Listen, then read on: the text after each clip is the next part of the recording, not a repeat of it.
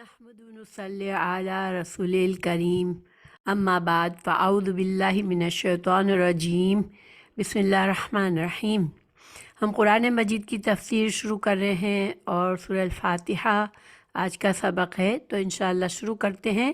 اعوذ باللہ من الشیطان الرجیم بسم اللہ الرحمن الرحیم۔ الحمد للہ رب العالمین الرحمن الرحیم مالک یوم الدین ایاک نعبد و ایاک نستعین اہدنا الصراط المستقیم صراط الذین انعمت علیہم غیر المغضوب علیہم ولا الضالین آمین۔ اس کا ترجمہ ہے، اللہ تعالیٰ بخشش کرنے والے مہربان کے نام سے شروع کرتا ہوں۔ سب تعریف اللہ تعالیٰ کے لیے ہے جو تمام جہانوں کا پالنے والا ہے، بہت بخشش کرنے والا، بڑا مہربان، بدلے کے دن یعنی قیامت کے دن کا مالک ہے۔ ہم صرف تیری ہی عبادت کرتے ہیں اور صرف تجھ ہی سے مدد چاہتے ہیں۔ ہمیں سیدھی اور سچی راہ دکھا، ان لوگوں کی راہ جن پر تو نے انعام کیا، اور ان کی نہیں جن پر غضب کیا گیا، اور نہ گمراہوں کی۔ ہمیں بھی یہ بات سکھائی گئی کہ کسی بھی قابل ذکر کام کرنے کے لیے ہمیں پہلے بسم اللہ پڑھنا ہے۔ تو جب انسان بسم اللہ کہہ کے کوئی کام شروع کرتا ہے تو فوری طور پر اس کے ذہن میں یہ بات ہوتی ہے کہ ظاہری بات ہے کہ وہ ایک اچھا کام کرنے کے لیے پڑھتا ہے، یعنی اللہ کی نافرمانی اور بغاوت کے کام کے لیے نہیں جا رہا۔ دوسری بات یہ کہ اس دعا کے پڑھنے سے ہمیں اللہ کے دو عظیم صفات سے ہم رحمان اور رحیم کے ذریعے اس کا وسیلے سے ہم برکت کی دعا کرتے ہیں ہمارے کام میں۔ بسم اللہ جب پڑھ کر ہم کام شروع کرتے ہیں تو ہمیں کیا کیا چیزیں حاصل ہوتی ہیں۔ ایک تو اللہ تعالیٰ اس کام میں ہماری نیت یہ ہوتی ہے کہ اللہ تعالیٰ ہمیں اس کام میں برکت عطا کریں گے۔ دوسرے، اس کام میں اگر ہم سے کوئی غلطی ہوئی، کوئی خطا ہوئی تو اللہ سبحانہ تعالیٰ اس دعا کی برکت سے اس غلطی کے نقصان سے ہمیں بچائیں گے۔ تیسرا، اس کام کو اچھی طرح کرنے اور تکمیل تک پہنچانے کی قوت اور ہمت عطا ہوگی ہمیں۔ یہ تین باتیں، اور چوتھی بات یہ کہ شیطان کی چالوں سے اور اس کے دھوکے سے اللہ سبحانہ تعالیٰ اس کام کو محفوظ رکھیں گے۔ اور پانچویں اور آخری بات کہ دنیا میں اس کام کو اللہ سبحانہ تعالیٰ ہمارے لیے مفید بنائیں گے، اور آخرت میں اللہ کی رضا کا ذریعہ، اللہ کی رضا حاصل کرنے کا ذریعہ بنے گا یہ کام ہمارے لیے۔ اگر ہم شعور کے ساتھ، پورے شعور کے ساتھ بسم اللہ الرحمن الرحیم کر کے کوئی بھی کام شروع کرتے ہیں تو انشاءاللہ ہم کو یہ سارے فائدے حاصل ہوں گے۔ ہم اگر، کیونکہ اللہ سبحانہ تعالیٰ نے قرآن میں ہمیں یہ حکم دیا ہے کہ ہم بسم اللہ پڑھا کریں قرآن پڑھتے وقت، ٹھیک ہے، قرآن کے آغاز میں بسم اللہ پڑھنے کا ہمیں حکم دیا گیا ہے۔ تو جب ہم تلاوت شروع کرتے ہیں تو ہم سب سے پہلے ہم اللہ سبحانہ تعالیٰ کے حکم کی تعمیل کرتے ہیں۔ ہمارے پیغمبر محمد صلی اللہ علیہ وسلم کو جب وحی نازل ہوئی، وحی کا آغاز شروع ہوا، پہلی وحی تو وہ کس طرح شروع ہوئی تھی؟ اقرأ بسم ربک الذی خلق، اپنے رب کے نام سے پڑھ جس نے پیدا کیا۔ یہ سورہ علق کی پہلی آیت ہے۔ تو گیا رسول اللہ صلی اللہ علیہ وسلم کو جب قرآن کا آغاز کیا گیا تو سب سے پہلے کیا پڑھنے کو کہا؟ بسم اللہ کہنے کو کہا گیا۔ تو گیا ہم بھی جب قرآن پڑھیں تو بسم اللہ الرحمن الرحیم سے شروع کرتے ہیں۔ تو یہ تو بسم اللہ اور تعوذ کے بارے میں کچھ باتیں تھیں۔ اب انشاءاللہ ہم سورہ فاتحہ کے الفاظ، سورہ فاتحہ پر غور و فکر کرتے ہیں۔ تو سب سے پہلے سورہ فاتحہ کا مضمون کیا ہے؟ تو سورہ فاتحہ کا مضمون ایک دعا کی طرح ہے، ٹھیک ہے، اس کا انداز ایک دعا کی طرح ہے۔ اللہ سبحانہ تعالیٰ نے اس میں بندے کو حکم نہیں دیا کہ ہم اللہ سے کہیں کہ اللہ ہم تیری عبادت کرتے ہیں، بلکہ اللہ سبحانہ تعالیٰ نے ہمیں اس انداز میں اس سورہ کو شروع کیا کہ ہمیں خود بخود ایک مومن بندے کے دل سے اور زبان سے یہ الفاظ اللہ سے دعا کی مدد کی دعا جاری ہو جاتی ہے. جیسے جب ہم کہتے ہیں الحمدللہ رب العالمین الرحمن الرحیم مالک یوم الدین، تو جب اللہ سبحانہ تعالیٰ نے ان الفاظ میں اپنا تعارف کرایا اور اب انشاءاللہ ان کے معنی پر اور مفہوم پر ابھی غور و فکر کریں گے، تو پھر جب وہاں اس مالک یوم الدین تک پہنچے تو خود بخود ہمارے منہ سے نکلتا ہے ایاک نعبد و ایاک نستعین، ہم صرف تیری ہی عبادت کرتے ہیں اور تجھی سے مدد مانگتے ہیں. تو خلاصہ یہ ہے کہ سورہ فاتحہ ایک دعا ہے. سورہ فاتحہ کے نام، اس سورہ کے کئی نام ثابت ہیں قرآن اور حدیث سے، اس میں سے کچھ ہے. سورہ فاتحہ اس کا سب سے مشہور ترین نام ہے، ٹھیک ہے، الفاتحہ مشہور ترین نام ہے. اس کے بعد الصلاۃ، السبع المثانی، القرآن العظیم، اور اس کے علاوہ بہت سے نام ہیں. ابھی ہم ان 4 ناموں پہ اتفاق کرتے ہیں. سورہ فاتحہ کی فضیلت کیا ہے؟ صحیح بخاری میں ابو ہریرہ رضی اللہ عنہ سے روایت ہے کہ یہ سورہ قرآن مجید کی سب سے افضل سورہ ہے، سب سے عظیم سورہ ہے. ٹھیک ہے، اس کے بارے میں اس کی عظمت، اس کی فضیلت کے بارے میں اور بھی کچھ حدیث ہیں، انشاءاللہ اس پر بھی بات کریں گے بعد میں. اچھا، تیسری بات یہ کہ کیا یہ سورہ مکی ہے یا مدنی ہے؟ تو اس کے بارے میں دونوں رائے موجود ہے کہ یہ مکی بھی ہے، کسی نے کہا مدنی بھی ہے. لیکن اس کے بارے میں جو مضبوط، اسٹرونگ اور راجح رائے ہے وہ یہ ہے کہ یہ مکی سورہ ہے. اور اس سورہ کا حکم کیا ہے کہ نماز کی ہر رکعت میں اس کو پڑھنا فرض ہے. ٹھیک ہے، کیونکہ حدیث مبارک ہے لا صلاۃ لمن لم یقرأ بفاتحۃ الکتاب. تو اس سورہ کے لیے حدیث جو حکم ہے لا صلاۃ لمن لم یقرأ بفاتحۃ الکتاب، یہ حدیث کی 7 مشہور کتابوں میں ہے، صحیح بخاری، صحیح مسلم، سنن ابو داؤد اور باقی نسائی اور ابن ماجہ وغیرہ میں. اور اس کا مطلب کیا ہے اس حدیث کا کہ جس نے سورہ فاتحہ نہ پڑھی اس کی کوئی نماز نہیں. اب انشاءاللہ ہم سورہ فاتحہ کے کچھ الفاظ پر کچھ غور و فکر کرتے ہیں کہ الفاظ کو سمجھنے کی کوشش کرتے ہیں.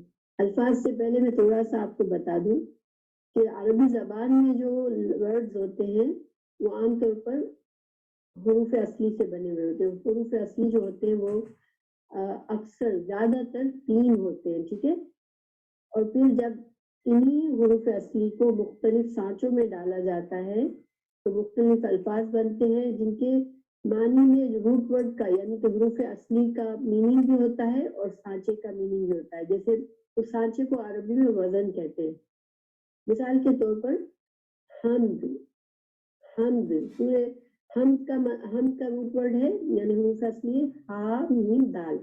اب اسی روٹ ورڈ سے حامد، محمود، محمد، حمید، یہ سارے الفاظ بنے اور اس کے علاوہ بہت سارے بنے ہیں.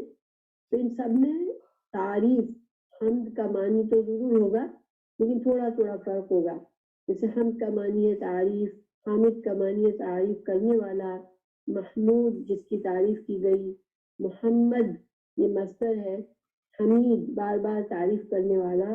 اب سورہ فاتحہ کے الفاظ الحمد سے شروع ہوتا ہے.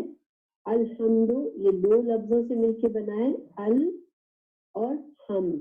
تو ال کے کئی معنی ہیں، اس میں سے جو مشہور معنی جو ہم بار بار جن سے گزریں گے وہ ہے سب سے پہلے ال جو ہے وہ کامن ناؤن کو پراپر ناؤن بناتا ہے. کیا مطلب؟ لیکن الکتاب خاص بک، دا بک نکرہ کو کامن ناؤن کو نکرہ کہتے ہیں اور ال کے ساتھ جو نام ہوتا ہے اس کو معرفہ خاص کہتے ہیں. ٹھیک ہے، معرفہ کا مطلب ہوتا ہے جس کی پہچان ہوتی ہے اور کامن ناؤن کو نکرہ کہتے ہیں. ہم سورہ فاتحہ میں پڑھتے ہیں الحمد. آپ نے دیکھا ہوگا کہ اس کا ترجمہ کیا ہوتا ہے؟ تمام تعریف، تمام تعریف. ٹھیک ہے، تو ال جو ہے یہ تمام کا معنی ال سے آ رہا ہے. ٹھیک ہے، تو ال جو ہے وہ تمام کا معنی دیتا ہے. اسی طرح کبھی کبھی جنس کا معنی دیتا ہے، جیسے والعصر ان الانسان لفی خسر. جب الانسان آیا تو اس کا مطلب ہے نوع انسانی یعنی تمام انسان، ٹھیک ہے. تو ال کا دوسرا معنی کیا بتایا میں نے؟ تمام کا، ٹھیک ہے. اچھا، ال کا ایک اور معنی بھی جو سورہ فاتحہ میں ہی ہم پڑھیں گے، اس کا وہ ہے وہ جو دیکھیں المغضوب. المغضوب کا ترجمہ ہم کرتے ہیں وہ جو غضب کیے گئے. الضالین وہ جو گمراہ ہوئے. تو وہ جو کا ترجمہ کہاں سے آ رہا ہے؟ یہ ال سے آ رہا ہے. تو ال کے یہ سارے معنی ہیں. اب حمد، لفظ حمد جو ہے ہا میم دال سے بنا ہوا ہے. اس کا حروف اصلی ہا میم دال ہے. اور اس کے دو معنی ہوتے ہیں، ٹھیک ہے. اگر ہم حمد، لفظ حمد کا ترجمہ اردو میں کریں نا تو مکمل ترجمہ نہیں کر پاتے. کیوں کہ اس کے اندر دو معنی ہوتے ہیں، ایک تعریف اور ایک شکر، ٹھیک ہے. تو حمد کا لفظ جو نا صرف اور صرف اللہ سبحانہ تعالیٰ کے لیے استعمال ہوتا ہے. جب لوگوں کی تعریف کرتے تو مدح کرتے، اردو میں مدح کہتے ہیں، یعنی تعریف کرنا. اور شکر کے لیے عربی میں شکرن. تو یعنی کہ حمد کا لفظ ایسا ہے جو خاص اللہ سبحانہ تعالیٰ کے لیے استعمال ہوتا ہے. الحمد، تو اس کا کیا معنی ہوا کہ اللہ سبحانہ تعالیٰ خود تعریف والا ہے. ایک معنی یہ ہوتا ہے اللہ سبحانہ تعالیٰ خود تعریف والا ہے، ٹھیک ہے. کیا مطلب ہے؟ دیکھیں کوئی چیز آپ کو خوبصورت لگتی ہے، ٹھیک ہے، تو آپ اس کی تعریف کرتے ہیں، اس کی خوبصورتی سے معروف ہو کے تعریف کرتے ہیں. لیکن اس کا یہ مطلب نہیں ہے کہ آپ کو اس سے کوئی فائدہ پہنچائے، ٹھیک ہے. لیکن شکر کیا ہوتا ہے؟ جب انسان کو کسی اور کے ذریعے سے فائدہ پہنچتا ہے، ٹھیک ہے. کسی نے آپ کا کام کر دیا، کسی نے آپ کی کسی مشکل میں مدد کر دی، کوئی آپ کا اچھا فرینڈ ہے اور ہر موقع پہ جب بھی کبھی آپ کو اس کی ضرورت ہوتی ہے وہ آپ کے لیے کچھ نہ کچھ مدد کرتا ہے، تو آپ اس کا شکر ادا کرتے ہیں. اسی طرح اللہ سبحانہ تعالیٰ کا ہم جب سوچتے ہیں اللہ کی نعمتوں کے بارے میں تو ہمارے دل میں اللہ کا شکر پیدا ہوتا ہے، ٹھیک ہے. جب ہم حمد کہتے ہیں تو پھر ہمارے دل میں دونوں چیزیں ہوتی ہیں. ایک تو یہ کہ اللہ سبحانہ تعالیٰ خود تعریف کے قابل ہیں. اللہ سبحانہ تعالیٰ کی ذات بالکل، یعنی کہ ہم اس کا شکر کریں کہ نہ کریں، اللہ سبحانہ تعالیٰ اپنی ذات میں تعریف کے قابل ہیں. دوسرا یہ کہ اللہ سبحانہ تعالیٰ سے ہمیں بے شمار فائدے ہوتے ہیں، بے شمار نعمتیں اللہ سبحانہ تعالیٰ ہمیں عطا کرتے ہیں. تو اس وجہ سے ہم اللہ کی شکر مند ہیں. تو الحمد، تمام تعریف و شکر صرف اللہ سبحانہ تعالیٰ کے لیے. دوسرا لفظ دیکھتے ہیں للہ. یہ بھی دو لفظوں سے مل کے بنا ہے. ہر ایک ہے لام، کسرہ کے ساتھ لام لی، اور دوسرا اللہ لفظ جلالہ. تو جو لی ہے اس کا مطلب ہوتا ہے لیے. اللہ یہ حرف اس کو ہم کہتے ہیں حرف جلالہ، اوکے. اور یہ اللہ سبحانہ تعالیٰ کا ذاتی نام ہے، ٹھیک ہے. اور اس میں کئی خصوصیات ہیں. اس لفظ کی 20 کے قریب خصوصیات علماء نے بتائی ہیں. تو انشاءاللہ میں ابھی یہاں تو 20 خصوصیات نہیں بتاؤں گی، ایک بتاتی ہوں. لفظ جلالہ سے پہلے والے حروف پر کسرہ ہوتا ہے تو ہم للہ آسان سخت پڑھتے ہیں، ٹھیک ہے. اللہ، لیکن اللہ جو ہے اس کے پہلے اگر زبر ہو تو یا دمہ ہو تو اللہ. لفظ رب بھی یہ اللہ سبحانہ تعالیٰ کی صفاتی نام ہے. اللہ سبحانہ تعالیٰ کا صفاتی نام ہے.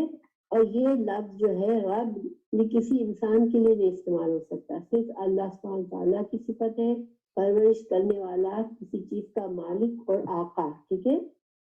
اچھا، جب رب کا لفظ جو ہے کسی چیز کے ساتھ، یعنی کہ رب البیت گھر کا مالک، تو وہ انسان کے لیے استعمال ہو سکتا ہے، ٹھیک ہے. لیکن صرف رب کسی چیز سے ملائے بغیر جب ہم رب کہتے ہیں تو صرف اور صرف اللہ سبحانہ تعالیٰ کے لیے ہوتا ہے. اس کے معنی کیا میں نے بتایا کہ پرورش کرنے والا، کسی کا مالک، آقا، ٹھیک ہے. تو ہم کہتے ہیں رب العالمین. تو عالم کہتے ہیں عالم، عالمین کی جمع ہے عالم. تو عالم کا معنی ہوتا ہے، جیسے دیکھیں انسانوں کا عالم ہے، شیطانوں کا عالم ہے، جنوں کا عالم ہے، پرندوں کا عالم ہے، حیوانات کا عالم ہے. یعنی تمام مخلوق جو ہے، جب ہم کہتے ہیں رب العالمین تو اس میں کیا مطلب ہوا کہ تمام مخلوقات جتنی بھی ہیں ان سب کا رب. تو رب العالمین کہہ کے شرک سے مکمل طور پر ہم نے اس کو خارج کر دیا کہ تمام جہانوں کا عالم رب ہی ہے، تو پھر کسی اور کی ملکیت کچھ بھی نہیں ہے. ٹھیک ہے. اچھا، الرحمن الرحیم یہ دو الفاظ ہیں اور دونوں کا روٹ ورڈ ہے را ہا میم، مگر ان کا دونوں کا وزن الگ ہے. ٹھیک ہے. رحمان یہ فعلان کے وزن پر ہے، اور اس کے وزن میں کیا خصوصیت ہوتی ہے فعلان کے وزن میں کہ اس میں جوش اور زیادتی ہوتی ہے معنی کی. تو الرحمن یہ اس میں مبالغہ ہے، یعنی کہ معنی کی شدت ہے. اور جب اللہ سبحانہ تعالیٰ کے رحمان ہم کہتے ہیں تو اللہ سبحانہ تعالیٰ کی ذات جو ہے وہ رحمت سے بھری ہوئی ہے. اللہ سبحانہ تعالیٰ کی رحمت جوش مار رہی ہے. ٹھیک ہے. تو یہ معنی ہوتا ہے رحمان کے. رحیم جو ہے فاعل کے وزن پہ ہے، اور اس وزن کی کیا خصوصیت ہے کہ اس میں بار بار کام ہونے کی خصوصیت ہوتی ہے، پلس اس میں دوام یعنی کہ ہمیشگی ہوتی ہے. تو جب ہم کہتے ہیں رحیم تو اس کا مطلب یہ ہوا کہ اللہ سبحانہ تعالیٰ کی صفت رحمت ایسی ہے جو بار بار ہوتی ہے. بندہ کئی بار گناہ کرتا ہے، پھر پلٹتا ہے، پھر توبہ کرتا ہے، اللہ سبحانہ تعالیٰ پھر اس پر رحمت کرتا ہے اپنی. تو رحیم یہ اللہ سبحانہ تعالیٰ مسلمانوں پر رحیم ہے، اور بار بار ہم توبہ کرتے ہیں، بار بار معاف کر دیتا ہے ہم کو جب بھی ہم توبہ کرتے ہیں. اور پھر ہمیشگی ہے، یعنی کہ اللہ سبحانہ تعالیٰ آج بھی رحیم ہے، کل بھی رحیم ہے، اور آخرت میں دنیا میں بھی رحیم ہے اور آخرت میں بھی رحیم ہے. تو اس کو یہ دو الفاظ جو ہیں اس کے دو طرح سے معنی کرتے ہیں. ٹھیک ہے. رحمان کے بارے میں کیا کہتے ہیں کہ یہ رحمت عام ہے. اللہ سبحانہ تعالیٰ کی رحمت اتنی زیادہ ہے کہ یہ عام رحمت مومنوں پر بھی ہے، کافروں پر بھی ہے، اللہ کے فرما برداروں پر بھی ہے. اللہ تعالیٰ رحمان ہے اور اللہ اپنے نافرمانوں کو بھی دنیا میں فائدے دیتا ہے. تو یہ رحمت عام کہاں ہے؟ دنیا میں ہے. دنیا میں اللہ سبحانہ تعالیٰ تمام مخلوقات کو اپنی رحمت سے ان کی ضروریات زندگی عطا فرماتا ہے. ٹھیک ہے. اچھا، رحیم اس کے مقابلے میں رحیم جو ہے وہ اللہ تعالیٰ کی صفت ایسی ہے کہ اللہ سبحانہ تعالیٰ جب بھی یہ مومنوں کے لیے خاص ہے کہ اللہ سبحانہ تعالیٰ کے پاس جب کوئی مومن گناہ کر کے پلٹتا ہے دنیا میں تو اللہ سبحانہ تعالیٰ اس کو معاف کر دیتا ہے. پلس آخرت میں اللہ سبحانہ تعالیٰ کی جو یہ رحمت رحیم کی صفت ہے یہ دوام ہے، اس میں یہ آخرت میں بھی قائم رہے گی. مومنوں کو اس سے آخرت میں بھی فائدہ ہوگا اور یہ ابدی رحمت اور ابدی جنت نصیب ہوگی مومنوں کو. ٹھیک ہے. تو یہ دو اس کا یہ ایک طرح سے اس کی تفصیل کرتے ہیں کہ رحمان رحمت عام ہے اور یہ دنیا میں مومنوں کافروں سب کے لیے ہے، اور رحیم یہ اس میں دوام ہے، اس میں ہمیشگی ہے، اور یہ اللہ سبحانہ تعالیٰ مومنوں کے لیے ہے یہ رحیم دنیا میں بھی آخرت میں بھی. دوسرا، اللہ سبحانہ تعالیٰ الرحمن ہے تو اس نے اپنی جوش رحمت سے مخلوق کو صرف پیدا ہی نہیں فرما دیا. ٹھیک ہے. کہ پیدا کر دیا پھر اس سے غافل ہو گیا کہ رحمت میں جوش مارا اللہ نے پیدا کر دیا اور اس سے غافل ہو گیا، نہیں، بلکہ اس کی رحیمیت وہ رحیم بھی ہے کہ وہ پیدا کرنے کے بعد بندوں کی پرورش اور نگہداشت بھی فرما رہا ہے اور بندوں کی تمام ضرورتوں کو پورا کرتا ہے. تو یہ رحمان اور رحیم ایک صفت کو لانا سے بات پوری بن ہی نہیں رہی تھی، ان دونوں کو ساتھ میں لانا ضروری تھا. بسم اللہ الرحمن الرحیم، الحمدللہ رب العالمین الرحمن الرحیم. تو یہ اللہ سبحانہ تعالیٰ اپنی رحمت سے اس نے پیدا کیا، اور اللہ سبحانہ تعالیٰ اپنی رحمت سے ہماری مسلسل تمام مخلوق کی پرورش کر رہا ہے، نگہداشت کر رہا ہے. اور بندہ جب بھی پکارتا ہے اللہ کو تو اللہ اس کی دعاؤں کو قبول کرتا ہے. اس کی رحمتیں صرف چند روزہ زندگی تک محدود نہیں، بلکہ جو لوگ اللہ کے بتائے ہوئے راستے پر چلتے رہیں گے تو ان کو جنت میں بھی ابدی رحمتیں ملیں گی. ٹھیک ہے. تو ان دو طرح سے ان دو صفات کی تفصیل کی گئی ہے. اب دیکھیں مالک یوم الدین، مالک یوم الدین بدلے کے دن کا مالک. تو الدین، لفظ الدین کا قرآن میں 4 معنوں میں استعمال ہوا ہے: مذہب اور شریعت، ملک کا قانون، تاج، اور جزا، نیک اعمال کا صلہ اور برے اعمال کی سزا. تو یہ 4 معنی ہوئے. یہاں پر مالک یوم الدین میں کیسے استعمال ہوا ہے؟ یہ جزا کے معنی میں استعمال ہوا ہے، یعنی کہ بدلے کے دن کا مالک. تو جزا کے دن کا مالک، سزا اور جزا اور سزا کے دن کا مالک. اور مالک کے معنی ظاہری بات ہے اونر ہوتے ہیں کسی چیز کا، اپنی چیز ہماری اس پر پورا کنٹرول ہے، اس کا اونرشپ ہے، اس کو مالک کہتے ہیں. اب آگے ہے ایاک نعبد و ایاک نستعین، ہم صرف تیری ہی عبادت کرتے ہیں اور صرف تجھ ہی سے مدد مانگتے ہیں. تو ایاکا، ایاکا کا مطلب ہوتا ہے تیری، ٹھیک ہے، ایاکا تیری. نعبدو یہ فعل ہے، اور اس کا فعل یعنی کہ ورب، عربی میں اس کو فعل کہتے ہیں، یعنی کہ کوئی کام ہو رہا ہے، ٹھیک ہے. تو ایاکا نعبدو، نعبدو کا مطلب کیا ہے؟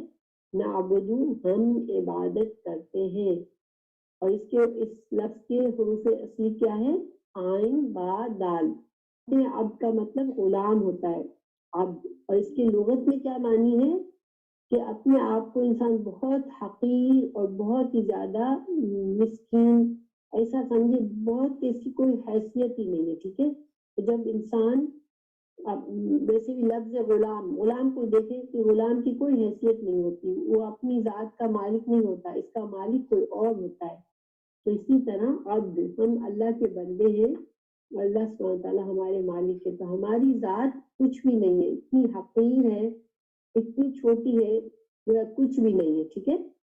تو عبد نعبدو، تو نعبدو مانی ہم عبادت کرتے ہیں. تو شریعت میں جب ہم عبد کا لفظ کیسے نعبدو، اس لفظ کا معنی شریعت میں کس طرح ہوتا ہے کہ اللہ تعالیٰ کے لیے دل میں انتہائی محبت کے ساتھ اس کے سامنے ذلت اور انکساری کا اظہار کیا جائے کہ اللہ میں تو کچھ بھی نہیں ہوں، تو ہی سب کچھ ہے. اور دل میں ہمارے محبت ہو اللہ سبحانہ تعالیٰ کے لیے، ٹھیک ہے. تو جب آپ دیکھیں کہ جب انسان اس طرح سے کہتا ہے نعبدو اور دل میں محبت بھی ہے، اپنی ذلت اور انکساری بھی ہے، تو نیچرلی کہ اطاعت کا مفہوم بھی لازمی طور پر اس میں شامل ہو جاتا ہے. یعنی کہ جب ایک بندہ کہتا ہے کہ میں کچھ بھی نہیں ہوں، میں صرف غلام ہوں، تو پھر اس کا مطلب ہے کہ میں وہی کروں گا جو میرا آقا کہے گا. تو پھر اطاعت بھی یعنی کہ پیروی کرنا، بات ماننا، جو کہا جائے وہ کرنا، یہ سارے مفہوم بھی پھر اس میں آ جاتے ہیں، ٹھیک ہے. تو کیا مطلب ہوا؟ اللہ سبحانہ تعالیٰ کے سامنے اپنے آپ کو کمتر اظہار کر کے وہ اس چیز کا اعتراف کرتا ہے کہ اللہ تو مالک ہے میرا، تو میں وہی کروں گا جو تو چاہے گا، جس طریقے سے تو چاہے گا میں اس طرح سے زندہ رہوں گا، اور اپنی زندگی کے تمام معاملات کو تیری مرضی کے مطابق کروں گا، ٹھیک ہے. یہ جو اب کا لفظ قرآن میں خود بھی اطاعت کے معنی میں بھی استعمال ہوا ہے. دیکھیں سورہ یاسین میں آیت 60 ہے، اللہ تعبد الشیطان انہ لکم عدو مبین. اے لوگوں تم شیطان کی تابعداری نہ کرو، وہ تو تمہارا کھلا دشمن ہے، تو نہ تم عبادت کرو. تو یہاں پر عبادت، شیطان کی عبادت کوئی بھی نہیں کرتا، ٹھیک ہے، لیکن یہاں شیطان کی تابعداری ہے، یہ شیطان کی اطاعت نہ کرو تم. تو یہاں پر عبد کا لفظ کس سے استعمال ہوا ہے؟ تابعداری کے طور پر استعمال ہوا ہے. ایاک نعبد کا پھر کیا مطلب ہوا؟ اس کو تیری ہی عبادت کرتے ہیں. تو یہ کہہ کر بندہ جو ہے اللہ کے اس حق کا اعتراف کرتا ہے کہ جس اللہ نے مجھے اور ساری کائنات کو پیدا کیا، اور جو سب جہانوں کا پالنے والا ہے، جو رحمان ہے، جو رحیم ہے، تو پھر اللہ ہی کا حق ہے کہ بندہ صرف اسی کی عبادت کرے اور اسی کی بات اس طرح سے مانے کہ اس کی بات کے خلاف کسی اور ہستی کی بات کو نہ مانے.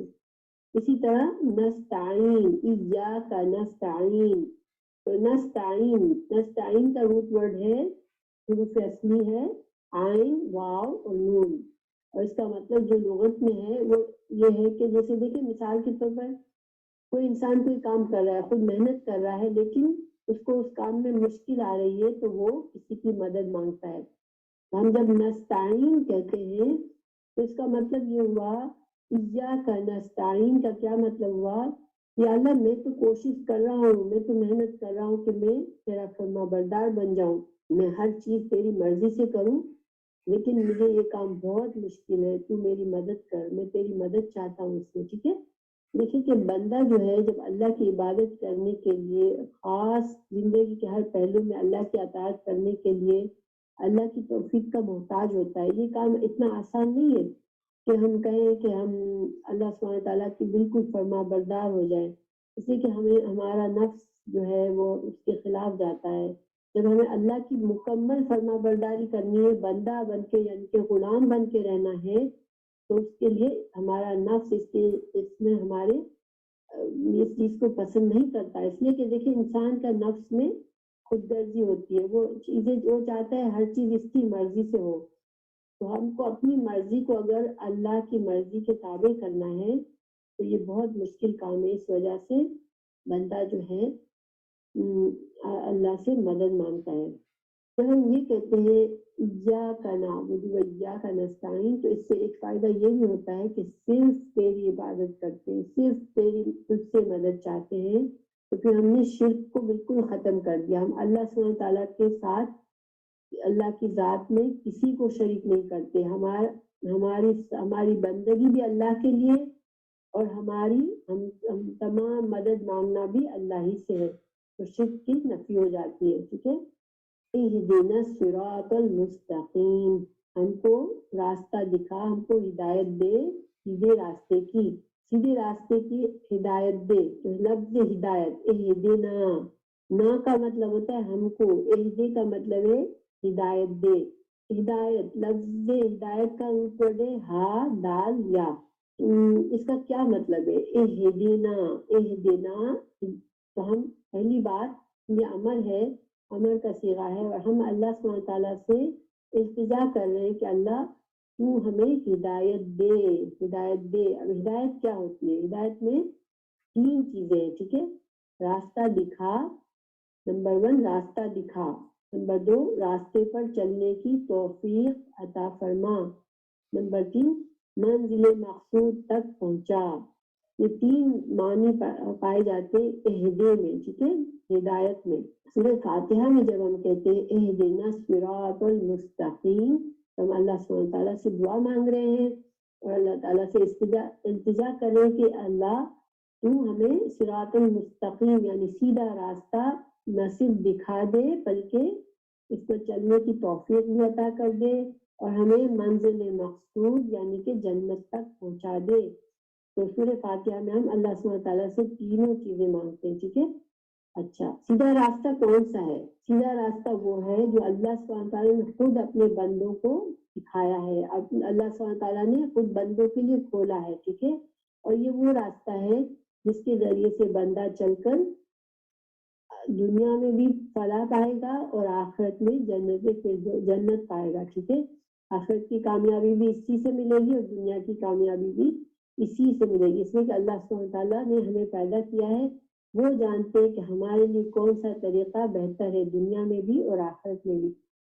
اچھا، پھر آگے آیا صراط الذین انعمت علیہم. اب اس صراط، اس راستے کی مزید وضاحت کر دی گئی کہ صراط الذین انعمت علیہم غیر المغضوب علیہم ولا الضالین. تو یہاں پر وہ راستہ ایسا ہے جو کہ راستہ یہ کون سا ہے کہ ان لوگوں کا راستہ ہے جن پر تو نے انعام کیا مگر جن پر تیرا غضب نہیں ہوا اور جو بھٹکے بھی نہیں. ہمیں وہ راستہ چاہیے اللہ تعالیٰ جن پر تیرے انعام یافتہ بندے چلے، وہ بندے نہیں جن پر تیرا غضب ہوا، اور وہ بھی نہیں جو کہ گمراہ ہوئے، بلکہ کون سے بندوں کا راستہ؟ جو انعام یافتہ بندے تھے. اور انعام یافتہ بندے کون ہوتے ہیں؟ اس کی تعریف جو ہے انعامتا نعمت سے ہے. اللہ سبحانہ تعالیٰ کی شریعت اور ہدایت ہے. ٹھیک ہے. اللہ کی نعمت کیا ہے یہاں پر؟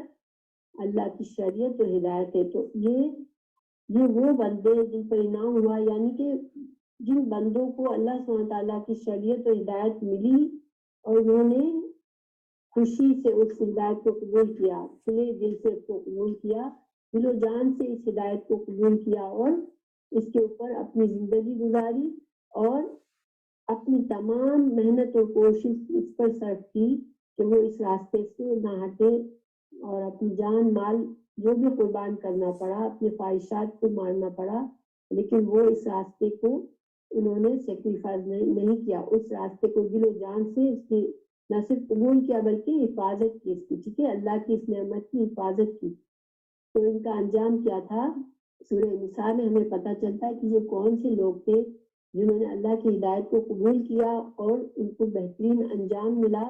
وہ یہ تھے اعوذ باللہ من الشیطان الرجیم فاولئک مع الذین انعم اللہ علیہم من النبیین والصدیقین والشہداء والصالحین، بس یہ لوگ ان کے ساتھ ہوں گے جن پر اللہ نے اپنا انعام کیا، اور انبیاء، صدیقین، شہداء اور صالحین کے ساتھ۔ یعنی کہ انعام اللہ سبحانہ تعالیٰ کے کن لوگوں پر ہوا؟ انبیاء پر، صدیقین پر، شہداء پر اور صالحین پر۔ اور جب ہم اللہ سبحانہ تعالیٰ سے دعا مانگتے ہیں انعمت علیہم، تو ہم کہتے ہیں اللہ سبحانہ تعالیٰ ہمیں وہ راستہ دکھا جن پر تیرے یہ بندے چلے، تیرے انبیاء چلے، جس پر صدیقین چلے، شہداء چلے اور صالحین چلے، تو ہمیں ان جیسا انجام نصیب کر۔ پھر ہم نے اور مزید وضاحت کیا ہم نے کی یہاں پر، ان کا نہ راستہ دکھا جن پر تیرا عذاب ہوا، ٹھیک ہے۔ اب مغضوب علیہم کون لوگ ہیں؟ اس کے بارے میں صحابہ کرام اور بہت سے علماء نے تفسیر یہ کی ہے کہ یہ یہود ہیں، اس لیے یہودی لوگ ہیں۔ کیوں؟ کہ اللہ سبحانہ تعالیٰ نے بے شمار انبیاء ان کے لیے اتارے، اور انہوں نے اس کے باوجود اللہ کے فرما بردار بن کے نہ رہ سکے، بلکہ انبیاء کو قتل کیا، بہت سے انبیاء کو جھٹلایا، بہت سے انبیاء کو قتل کیا۔ اور جب حضرت عیسیٰ علیہ السلام آئے تو یہودیوں نے پہچان لیا تھا کہ یہ اللہ کے رسول ہیں، لیکن انہوں نے پھر بھی اپنی خواہشات کی پیروی کی، حضرت عیسیٰ علیہ السلام کو نہ مانا بلکہ ان کو قتل کرنے کی سازشیں کی۔ اسی طرح جب رسول اللہ صلی اللہ علیہ وسلم آئے تو ان کو پتا تھا، ان کی کتابوں میں آپ صلی اللہ علیہ وسلم کی تمام نشانیاں موجود تھی، لیکن انہوں نے اپنی ضد اور حسد کی وجہ سے آپ کو رسول ماننے سے انکار کیا، حالانکہ وہ آپ کے مبعوث ہونے سے پہلے وہ آپ کا انتظار کر رہے تھے کہ رسول آئے گا اللہ کا۔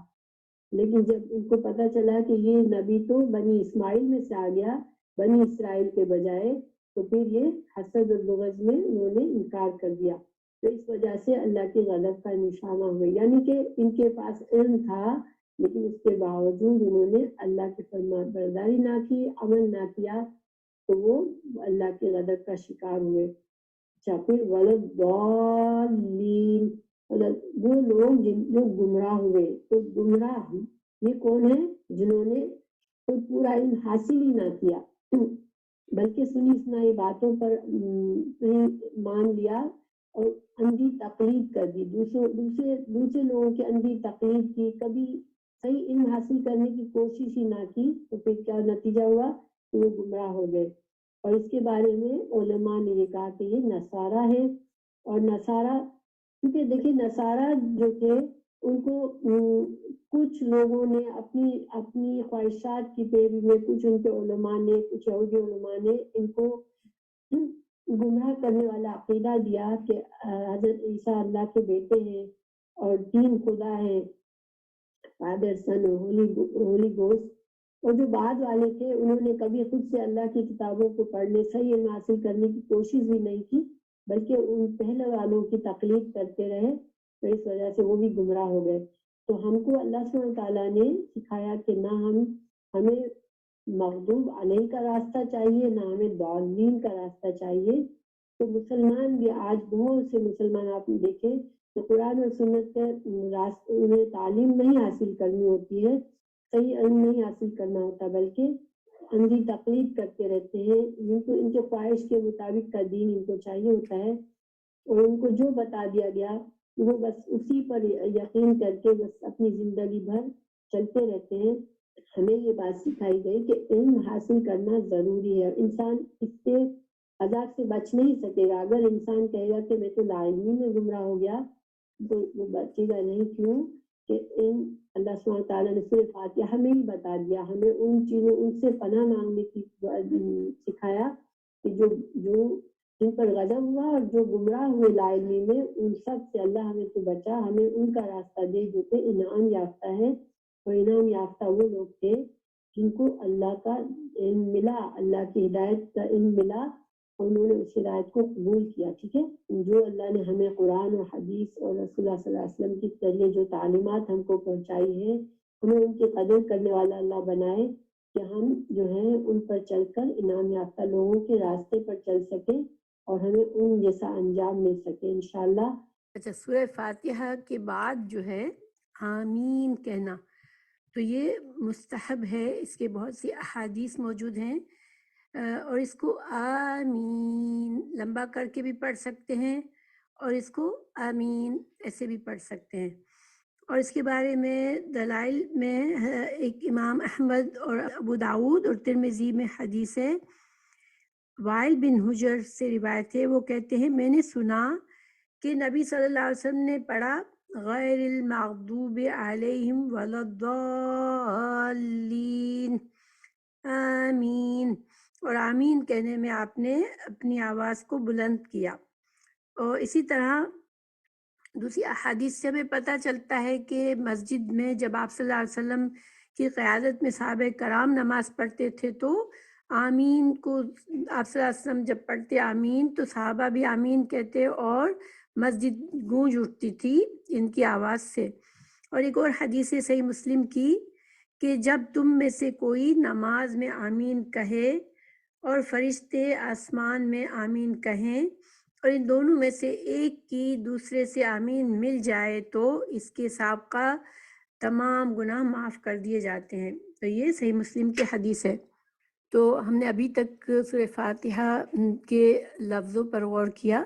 اب انشاءاللہ ہم اس کی تھوڑی سی وضاحت پر چلتے ہیں اور اس سے مسائل جو نکلتے ہیں اس کے بارے میں بات چیت کریں گے. تو دیکھیں، سب سے پہلے سورہ فاتحہ جو ہے وہ اس کو یہ اعزاز حاصل ہے کہ اس سے قرآن کا آغاز کیا گیا. قرآن ایک عظیم کتاب ہے. اللہ سبحانہ تعالیٰ نے جتنی بھی کتابیں اتاری اس سب میں زیادہ قرآن کو عظمت دی گئی. تو اس عظیم کتاب کا آغاز کے لیے جس عظیم سورہ کو چوز کیا گیا، سورہ فاتحہ کی فضیلت میں حدیث بھی ہے کہ یہ قرآن کی سب سے عظیم سورت ہے.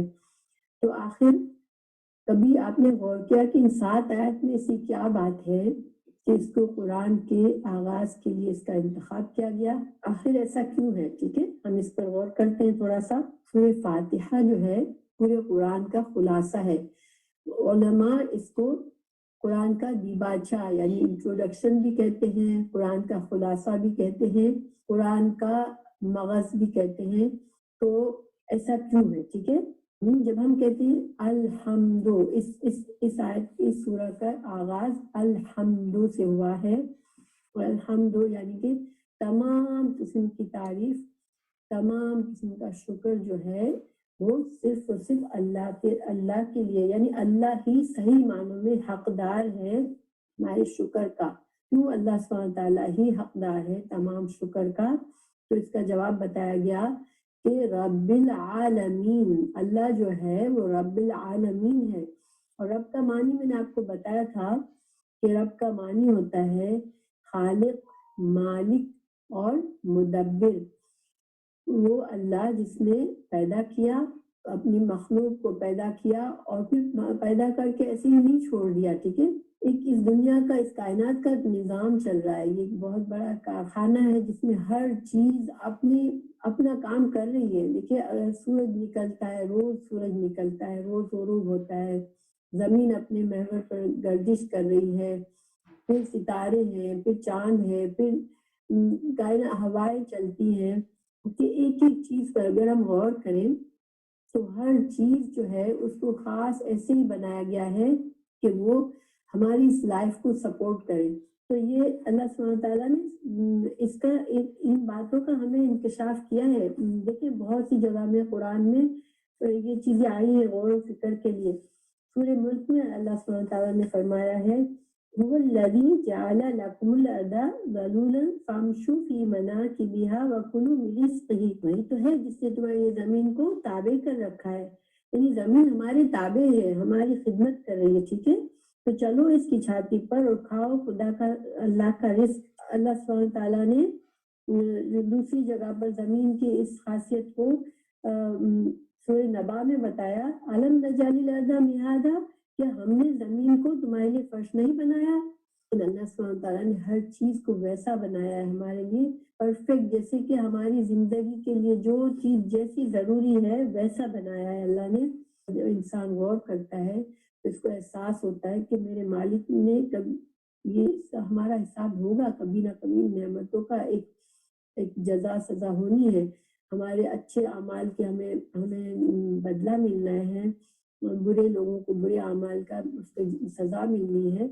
تو پھر مالک یوم الدین, تو وہ بات اس آیت میں بتا دی گئی کہ ہاں اس دن یہ دن آئے گا جب ان تمام معاملات کا فیصلہ ہوگا, اور اس دن جزا سزا کا دن ہوگا. اس دن اللہ سبحانہ تعالیٰ کچھ لوگوں کو جنت نصیب کریں گے, کچھ لوگوں کو ان کے گناہوں کی وجہ سے سزا دی جائے گی. یہ جو سورہ فاتحہ کی یہ جو چند آیات ہیں صحیح معنوں میں اس میں ہماری پوری زندگی کا پیدائش سے لے کر موت تک اور موت سے لے کر آخرت تک, یہاں تک کہ ہمارا فیصلہ ہو جائے, ہر چیز کا اس میں ہمیں علم دے دیا گیا.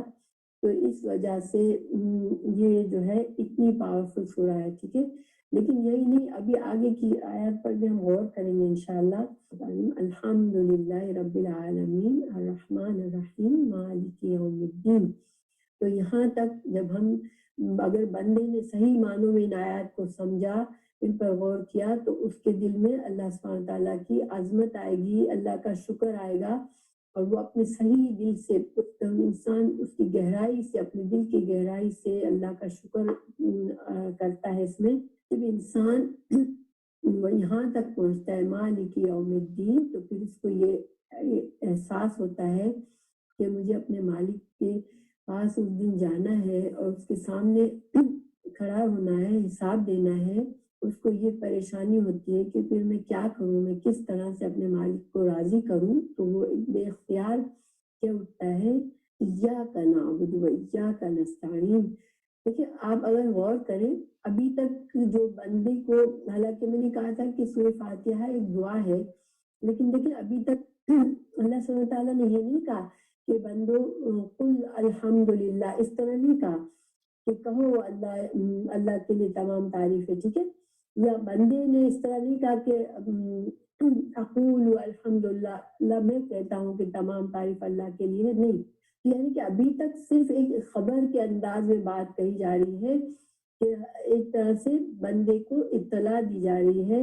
لیکن جب بندہ اس خبر کو لیتا ہے, ٹھیک ہے, جب بندہ پورے کانشیس سے اپنا ذہن کو جاگ کر جب یہ ان چیزوں پر غور کرتا ہے, تو پھر ایک دم سے بندے کے دل میں ایک پکار سے نکلتی ہے, اس کا دھیان اللہ کی طرف چلا جاتا ہے. جب اس کو آخرت مالک یوم الدین, جب قیامت کے دن کا احساس ہوتا ہے, جب اس کے دل میں آتا ہے کہ یہ میری زندگی جو اس دنیا کی ہے وہ ایک دن ختم ہونے والی ہے اور مجھے میرے اللہ کے سامنے کھڑا ہونا ہے, تو پھر بے اختیار اس کے منہ سے نکلتا ہے ایاک نعبد و ایاک نستعین. اے رب, اے مالک, اے اللہ, میں تو تیری ہی عبادت کرتا ہوں, میں تجھی کو معبود سمجھتا ہوں. میری جو بھی عبادت ہے, میری نماز, میرا روزہ, میری قربانی, میرا جینا, میرا مرنا صرف تیرے لیے ہے. اللہ, میں تو تیرا بندہ ہوں, میں بالکل بے بس ہوں, میں تیرا غلام ہوں. ٹھیک ہے, تو آقا ہے. یہ سب ایاک نعبد میں ساری بات آ جاتی. جب ایاک نعبد میں بندہ خود بات کر رہا ہے اللہ سے, ٹھیک ہے, آپ کو اندازہ ہوا کہ شروع میں ایسا کچھ نہیں تھا, نہ اللہ سبحانہ تعالیٰ ہم سے ڈائریکٹ حکم دے رہے تھے, نہ بندہ اللہ سے کوئی ریکویسٹ کر رہا تھا. لیکن اب چونکہ شروع کی آیات پڑھ کے بندے کا ذہن جاگ گیا، اس کو ایک دم سے احساس ہوا کہ مجھے تو اللہ ہی کی عبادت کرنی ہے، اللہ کا پیار اس کے دل میں اللہ کی رحمت دیکھ کر کہ اللہ نے اتنا کچھ کر دیا میرے لیے اپنی رحمت سے، تو وہ ایک دم سے پکار اٹھتا ہے، اللہ ایاک نعبد، یا اللہ ہم تو تیری ہی عبادت کرتے ہیں۔ اب ڈائریکٹ کلام ہو رہا ہے، ٹھیک ہے۔ اب جو ایسا ہے کہ جسے بندہ خود بات کر رہا ہے اپنے رب سے، جب بندہ جب یہ کہتا ہے تو ساتھ ہی اس کے ذہن میں یہ بات آتی ہے کہ میں اقرار تو کرتا ہوں کہ اللہ کا میں اللہ تیری عبادت اور تیری فرما برداری کا اقرار تو کرتا ہوں، لیکن میں بہت کمزور ہوں، مجھے تیری مدد چاہیے۔ تو کہتا ہے ایاک نستعین اہدنا الصراط المستقیم۔ اب بندے کے دل میں یہ احساس ہوتا ہے کہ مجھے کوئی راستہ دکھائے اللہ، مجھے طریقہ بتائے جس کے ذریعے میں اللہ کو راضی کر لوں اور اپنا مقصد کو پالوں۔ تو پھر اہدنا الصراط المستقیم، اور پھر وہ کون سا راستہ ہے جو انبیاء نے آ کر دکھایا، وہ لوگ جو اللہ کے فرما بردار تھے، جو اللہ کے انبیاء تھے، جو صدیقین تھے، جو صالحین تھے، تو ان لوگوں کا راستہ اللہ مجھے، ان شہداء کا راستہ دکھا دے۔ تو پھر جب بندہ اس طرح سے دعا مانگتا ہے تو ساتھ ساتھ اس کو یہ بھی احساس ہوتا ہے کہ اس دنیا میں کچھ ایسے لوگ بھی ہیں جن پر اللہ کا غضب بھی ہوا ہے، اور جن کو اللہ نے اپنی ہر نشانی بتا دی، ہر نشانی دکھا دی، سارا علم دے دیا، اس کے باوجود بھی وہ اللہ کی نافرمانی کرتے ہیں۔ تو اس کے دل میں یہ ڈر آتا ہے کہیں میں ایسا نہ ہوں، تو فوراً کہتا ہے کہ نہیں اللہ، مجھے تو ایسے ایسے لوگوں کے راستے پر نہیں چلانا جو کہ تیرے غضب کا نشانہ ہوئے، جن کو تو نے تو علم دے دیا، تو نے تو اپنا ہر طرح سے اس کے لیے اپنی رحمت کے دروازے کھولے، لیکن اس نے اس رحمت کو قبول ہی نہ کیا۔ اس نے علم کے باوجود صرف دنیا کو پسند کیا، اور اپنی ضد میں اور اپنی دنیا پسندی میں اس نے اس نعمت کو ٹھکرا دیا، اور پھر وہ اس سے ناراض ہوا، تو نے اس پر غضب کیا۔ مجھے ایسا نہ بنانا اللہ، ان لوگوں کی طرح بھی نہ بنانا کہ جنہوں نے وہ اتنے غافل رہے، اتنا ان کو بس آسانی چاہیے تھی، آسان دین چاہیے تھا، کہ بس دنیا میں ایک اسٹریٹجی بنا لی، اپنی مرضی کا جو کچھ سمجھ میں آیا اپنی مرضی کا بنا لیا دین، صحیح علم نہ حاصل کیا، اور بس یہ سمجھتے رہے کہ ہم تو جو کچھ کر رہے ہیں ہم صحیح کر رہے ہیں۔ تو پھر ان کا انجام کیا ہوا کہ وہ گمراہ ہو گئے، ان کو صحیح راستہ ملا ہی نہیں۔ ظاہری بات ہے صحیح راستہ تو اللہ سبحانہ تعالیٰ ہی بتا سکتے ہیں نا، اس لیے کہ وہ خالق ہے، جس نے بنایا وہی تو جانے گا کہ صحیح راستہ کون سا ہے۔ ہم کیسے اپنی عقل سے جانیں گے؟ ہمیں تو جو عقل اللہ نے دی ہے تو ہمارے ساتھ ہماری عقل تو محدود ہے بہت، اور پھر ہمارے ساتھ اتنی خواہشات لگی ہوئی ہیں، دنیا کے اٹریکشن ہے، شیطان ہمارے پیچھے، ہم خود سے اپنی سمجھ سے عقل سے تو صحیح راستہ نہیں پا سکتے۔ مگر ان لوگوں نے ایسا کیوں سمجھا کہ انہوں نے علم نہ حاصل کیا پورا۔ اللہ سبحانہ تعالیٰ نے سورہ فاتحہ میں ہی بتا دیا کہ نہیں، ضالین نہیں بننا ہے تم کو۔ اور ضالین کون ہوتے ہیں؟ جو کہ صحیح علم نہیں حاصل کرتے، بس غفلت میں رہتے ہیں، اپنے جو کچھ ان کے پاس ہے اسی پر خوش ہو کے وہ اپنے جو بھی غلط راستے پہ چل رہے ہوتے ہیں، مگر انہیں ہوش ہی نہیں ہوتا، تو ان کا انجام بھی برا ہے۔ اور ہم نے اللہ تعالیٰ سے ہم نے اس سے بھی پناہ مانگ لی کہ اللہ ہمیں وہ راستہ نہ دکھانا۔ اس طرح سے دعا مانگی بندے نے سورہ فاتحہ میں، تو اللہ سبحانہ تعالیٰ نے اس کے لیے پورا قرآن کھول کے رکھ دیا کہ دیکھو یہ ہے تمہارے لیے ہدایت کی کتاب، اگر اس پر چلو گے، اگر اس کو سیکھو گے تو پھر تم کو ہدایت مل جائے گی اور تم کو کامیابی مل جائے گی۔ ہم کو قرآن کی صرف تلاوت کرنے سے برکت تو حاصل ہوتی ہے، لیکن ہمیں ہدایت نہیں ملتی، ٹھیک ہے۔ ہدایت کے لیے ہمیں قرآن کو سیکھنا ہے اور سمجھنا ہے اور اس پر عمل کرنا ہے، تب ہمیں صحیح ہدایت ملے گی۔ پھر ایک اور بات کہ قرآن کا دیباچہ یا انٹروڈکشن کیوں کہا گیا ہے سورہ فاتحہ کو، اس کے ایک اور بھی ایکسپلینیشن ہے کہ دیکھیں قرآن کے اگر تمام مضامین کو اگر ہم غور کریں، ان کو کیٹیگرائز کریں، ان کو گروپس میں گروپ بندی کریں، تو تین میجر بڑے بڑے تین گروپ بنتے ہیں۔ ایک ہے توحید، ٹھیک ہے. توحید کا مطلب ہوتا ہے اللہ کو ایک ماننا. ٹھیک ہے. ایک توحید، ایک رسالت یعنی کہ رسولوں کو سچ ماننا، رسولوں پر یقین کرنا، اور تیسرا ہے آخرت، یعنی آخرت کا یقین کرنا کہ قیامت آئے گی اور ایک دن حساب کتاب کا ہوگا، اور اس دن فیصلے کا دن ہوگا، اور نیک کام کرنے والوں کو جنت اور برے کام یعنی اللہ کے نافرمانوں کو دوزخ ملے گی. سمجھنے کہ سارے قرآن میں یہ 3 مضامین ہیں جو کہ مختلف انداز میں پیش کیے گئے ہیں، مختلف طریقے سے دلائل دیے گئے ہیں، لیکن یہ اگر ان کو ہم گروپ بندی کریں تو یہ 3 چیزیں ہیں. ٹھیک ہے. تو سورہ فاتحہ میں دیکھیں کہ یہ 3 چیزیں کس طرح سے سمیٹی ہوئی ہیں. توحید کیا ہے؟ ٹھیک ہے. اللہ کو ایک ماننا، لیکن کس طرح ایک ماننا؟ لیکن کچھ تو وہ چیزیں ہیں جو کہ اللہ سبحانہ تعالیٰ سے ہم کو مل رہی ہیں. ٹھیک ہے. ہماری زندگی اللہ کی طرف سے ہے، ہماری تمام صلاحیتیں اللہ کی طرف سے ہے، پھر ہمارا رزق اللہ کی طرف سے ہے. یعنی کہ جو بھی نعمتیں ہم کو اللہ کی طرف سے، اللہ ہی تعالیٰ، اللہ ہی ہے جو بارش سے برساتا ہے، اللہ ہی ہے جو اولاد دیتا ہے.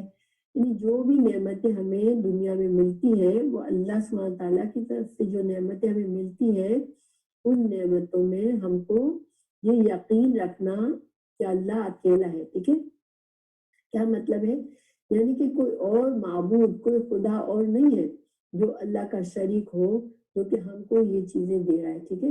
رب اللہ کو اکیلا رب ماننا. ٹھیک ہے. جو بھی فائدے ہمیں اللہ کی طرف سے مل رہے ہیں، جو اللہ ہماری حفاظت کر رہا ہے، ہمارے معاملات کی دیکھ بھال کر رہا ہے، تو یہ اللہ کی ربوبیت ہے. یعنی کہ اللہ رب ہے، اس لیے یہ سب کچھ کر رہا ہے. تو اللہ کو رب ہونے میں اکیلا ماننا. ٹھیک ہے.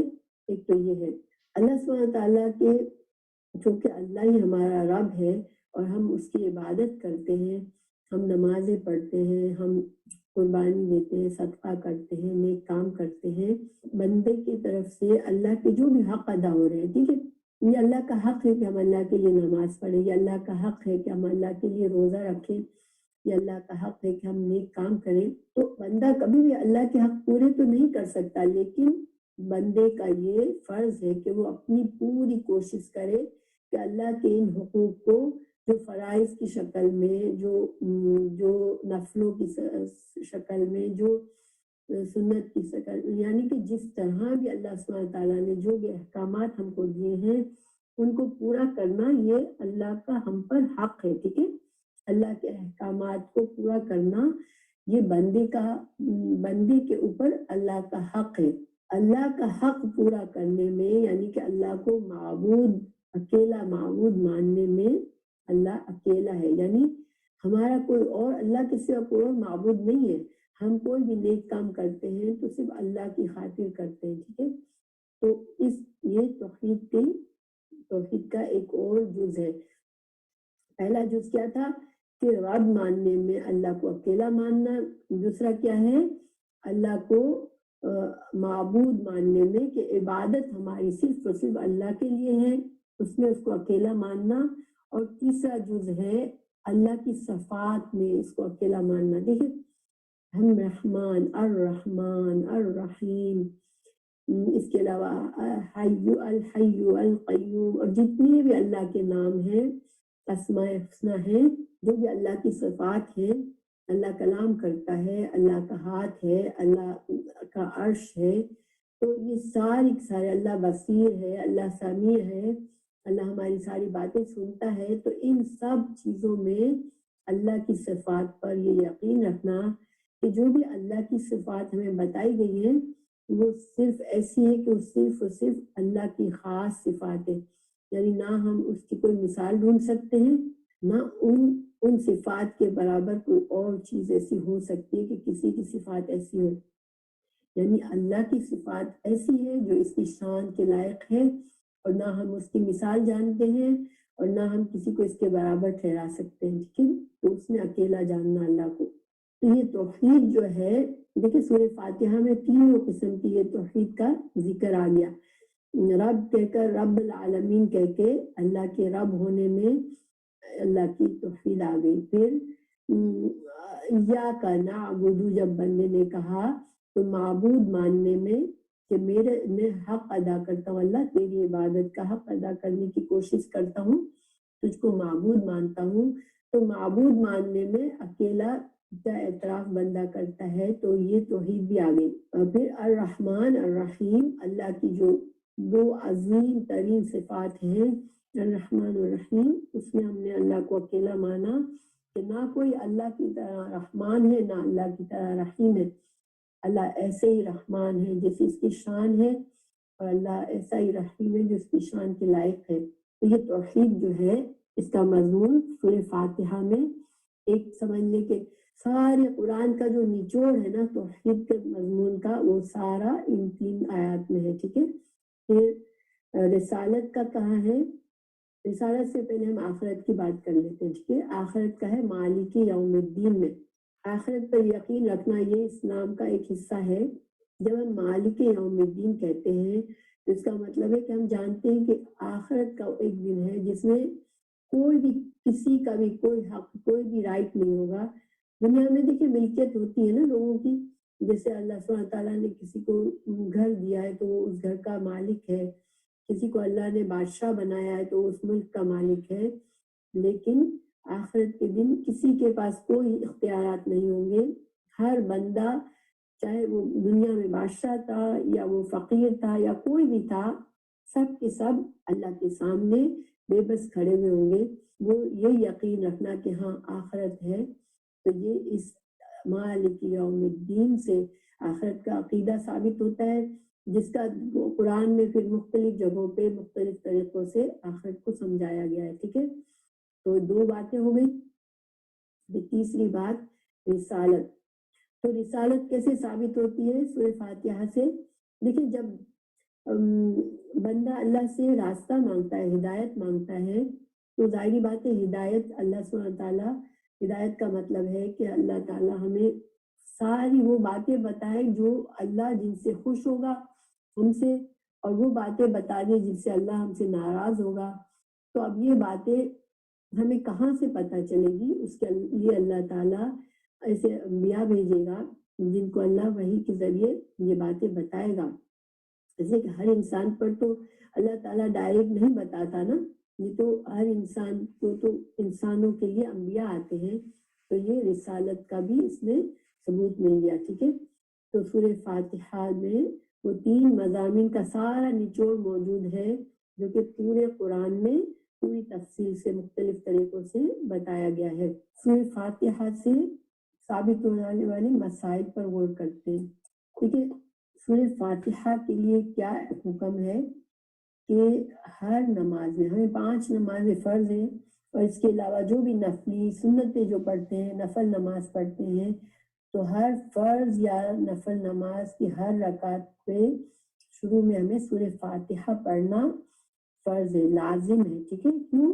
حدیث ہے، یہ حدیث جو ہے بخاری میں بھی ہے، مسلم میں بھی ہے، لا صلاۃ لمن لم یقرأ بفاتحۃ الکتاب، اس شخص کی نماز نہیں جس نے سورہ فاتحہ نہیں پڑھی۔ تو نماز کی ہر رکعت کے لیے چاہے وہ جہری نماز ہو، چاہے وہ سری نماز ہو، چاہے وہ امام کی نماز ہو، چاہے مقتدی کی نماز ہو، چاہے انسان اکیلا نماز پڑھ رہا ہو، لیکن ہر رکعت کے اندر سورہ فاتحہ کا پڑھنا لازم ہے، ٹھیک ہے۔ اس کو میں نے کہا تھا کہ سورہ فاتحہ ایک دعا ہے، ٹھیک ہے۔ اب یہ دعا ہے، اس کے بارے میں ایک حدیث موجود ہے کہ یہ حدیث جو ہے ابو ہریرہ کی ہے، حضرت ابو ہریرہ رضی اللہ عنہ کی ہے، ٹھیک ہے۔ اور یہ حدیث قدسی ہے، حدیث قدسی ہے، اور یہ حدیث جو ہے یہ صحیح مسلم میں بھی ہے اور ابو داؤد میں بھی ہے، ٹھیک ہے۔ اس میں ہے عن ابی ہریرہ رضی اللہ عنہ عن رسول اللہ صلی اللہ علیہ وسلم یقول اللہ تعالی قسمت الصلاة بینی و بین عبدی نصفین فنصفها لی ونصفها لعبدی ولعبدی ما سأل۔ اذا قال العبد الحمد للہ رب العالمین قال اللہ تعالی حمدنی عبدی اذا قال الرحمن الرحیم قال اللہ اثنى على عبدی اذا قال مالک یوم الدین قال مجدنی عبدی اذا قال إياك نعبد وإياك نستعين قال هذا بيني وبين عبدي ولعبدي ما سأل فإذا قال اهدنا الصراط المستقيم صراط الذين أنعمت عليهم غير المغضوب عليهم ولا الضالين قال هذا لعبدي وَلِعَبْدِي مَا سَأَلَ. تو دیکھیں اس حدیث کا ترجمہ بتاتی ہوں میں. تو پہلی بات اس میں جو ہے نا، دیکھیں ابو ہریرہ رضی اللہ عنہ رسول اللہ صلی اللہ علیہ وسلم سے روایت کرتے ہیں کہ اللہ تعالیٰ فرماتا ہے میں نے نماز کو اپنے اور اپنے بندے کے درمیان 2 حصوں میں تقسیم کر دیا ہے. اس کا نصف حصہ میرے لیے ہے اور نصف حصہ میرے بندے کے لیے ہے، اور میرے بندے کو وہ بخشا گیا جو اس نے مانگا. ٹھیک ہے، تو یہاں پر اصل میں فاتحہ کو الصلاۃ کہا گیا اس لیے. ٹھیک ہے، تو اس کا ترجمہ کرنے والے نے نماز لکھا ہے، لیکن الصلاۃ جو ہے یہاں پر سورہ فاتحہ کے لیے استعمال ہوا ہے. اس سے بھی ہمیں واضح ہوتا ہے کہ نماز میں سورہ فاتحہ پڑھنے کی اہمیت کتنی ہے نا. اب آگے پڑھتی ہوں حدیث کا ترجمہ. اللہ تعالیٰ نے فرمایا کہ میں نے اس سورہ فاتحہ کو جو ہے 2 حصوں میں تقسیم کیا ہے. اس کا آدھا میرے لیے ہے اور آدھا میرے بندے کے لیے ہے، اور میرے بندے کو وہ بخشا گیا جو اس نے مجھ سے مانگا.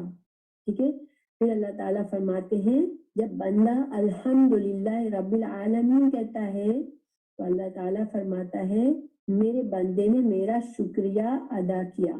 ٹھیک ہے، جب وہ الرحمن الرحیم کہتا ہے تو اللہ تعالیٰ فرماتا ہے کہ میرے بندے نے میری تعریف بیان کی.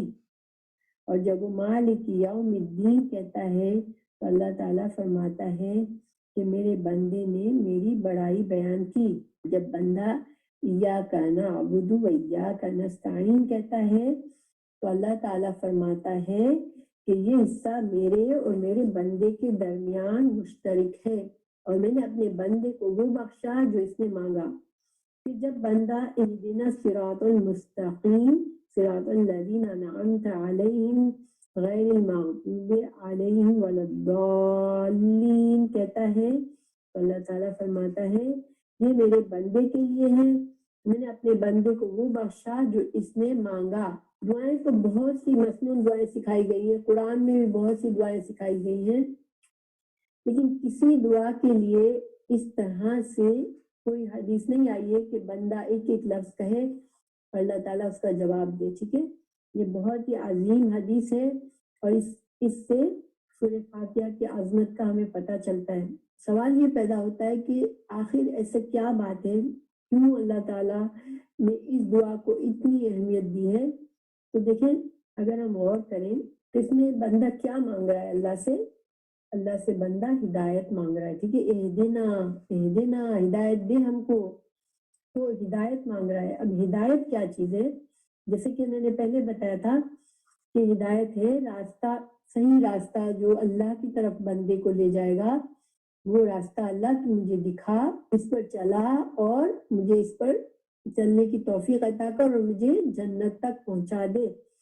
تو یہ جو چیز ہے نا ہدایت، تو اصل میں بندہ جب ہدایت مانگتا ہے تو اس کا مطلب یہ ہے کہ بندہ اپنے نفس کے لیے کچھ نہیں مانگ رہا ہے، بندہ اللہ سے وہ چیز مانگ رہا ہے جس کے لیے اللہ نے اس کو پیدا کیا ہے، یعنی کہ خود اللہ سے جوڑنے کا راستہ مانگ رہا ہے. اللہ کہ بندہ کہہ رہا ہے کہ اللہ تم مجھے وہ راستہ دکھا دے کہ میں تجھ سے جڑ جاؤں.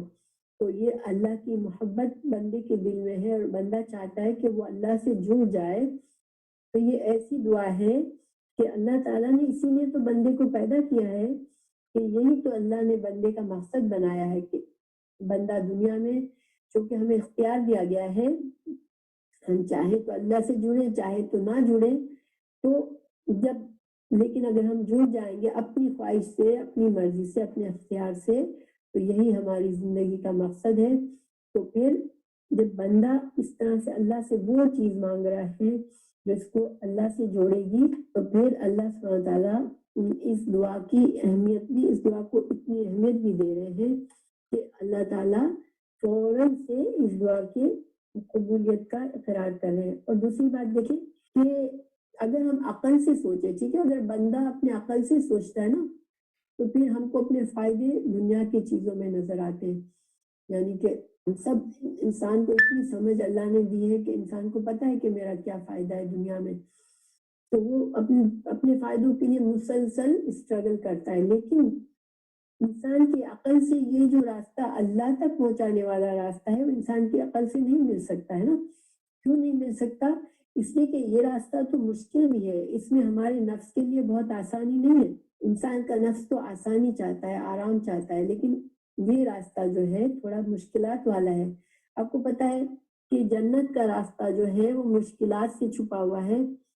جب جنت کو دکھایا گیا حضرت جبرائیل علیہ السلام کو، تو انہوں نے کہا کہ اللہ، یہ تو ایسی جگہ ہے کہ ہر بندہ چاہے گا کہ اس میں جائے، لیکن پھر جب اس کا راستہ دکھایا گیا، یہ راستہ بہت مشکل تھا، بہت مشکلات میں ڈھکا ہوا تھا۔ لیکن جب جہنم دکھائی گئی تو حضرت جبرائیل نے کہا کہ یہ تو ایسی جگہ ہے کہ یہاں پر کوئی بھی نہیں جانا چاہے گا۔